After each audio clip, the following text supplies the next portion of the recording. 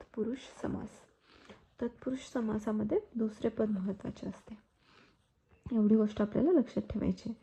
जर आपण आता 10वीच्या दृष्टीने बघितलं तर तत्पुरुष समासामधील कर्मधारय समास हा आपल्याला सिलेबसच्या दृष्टीने महत्त्वाचा आहे. त्यामुळे आपण बघूया कर्मधारय समास.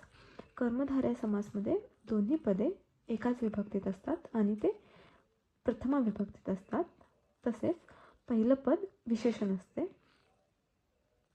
किंवा दुसरे पद विशेषण असते किंवा दोन्हीही पदे विशेषण असू शकतात. उदाहरणार्थ बघूया नरसिंह.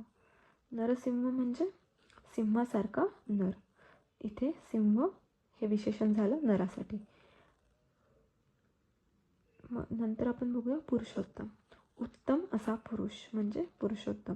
इथे उत्तम झालं पुरुषसाठी विशेषण. कमलनयन, कमलासारखे नयन, इथे पहिला शब्द विशेषण झालं. घनश्याम, घनश्याम म्हणजे घनासारखा श्याम, घनासारखा काळा. इथे आपला जो घन आहे ते विशेषण झालं आहे.